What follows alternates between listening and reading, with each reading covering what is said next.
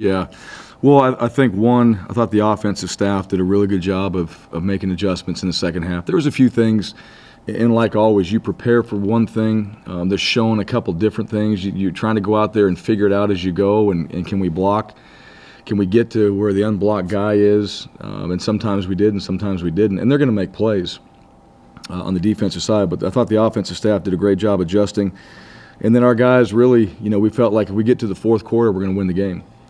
And so the goal was to get to the fourth quarter. Let's go out there and let's put together a really good drive. Let's put ourselves in position to score. And we were able to do that. I didn't know how many plays it was. Somebody said at the end of that, that we had 9 minutes or something that we took off the clock, which is great. Well, we didn't. You have 3 points and a half. You're obviously not fired up about that. And let me say this too.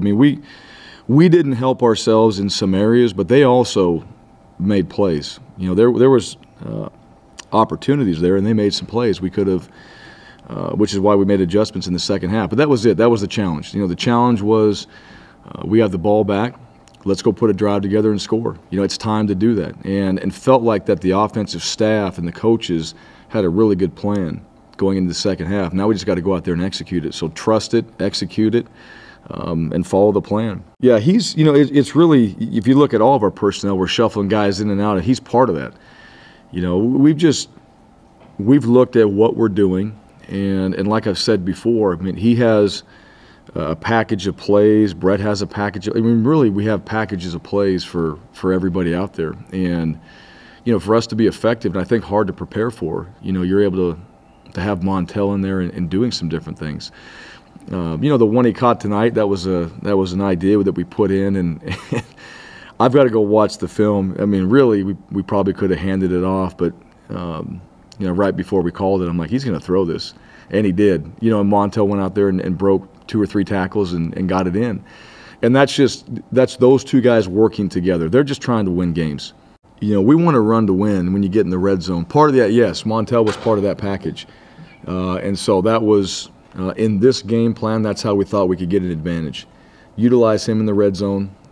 Do some things. We're able to run it and try to get an extra blocker in there, because the way they play, they have an extra safety down there. So they're consistently doing that. So how do we get somebody to block him? Well, we got to use our quarterback at times, and Montel was obviously a big part of that. No, we do. We talk about the blue all the time. You walk out of our locker room, it says "Protect the Blue," and that needs to mean something, and I believe it does to our guys. But there's a reason why it's up there. It's not just a decoration in the building. We have something special. We have a home field and blue turf and a record that's the best in the country at home. That means something to guys here. And as far as redemption and motivation, I think enough was said through media days. I didn't have to say a word. That's just part of it. Those things get out there. I don't control social media, but the buzz is out there as far as what other people want to say. That's where with us, we try to be a team that we just do the talking when we go out there and play. I think the D-line. I think our D-line is playing well. They don't always, one of the things, it's not always about a sack, but it is about a hurry-up.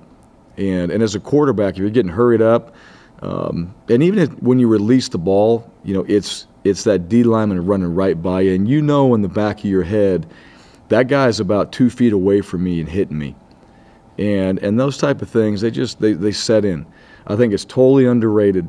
When you're getting some hurry-ups and you're just getting pressure on the quarterback, how much that truly affects the quarterback. Because eventually they know it's coming. And when they hesitate, freeze a little bit, and the D-line's able to get there, and, it's kind of like a velociraptor. One guy's coming over here, and they're looking at him, and, you got Jabril coming from the other side. So setting them up, those things happen.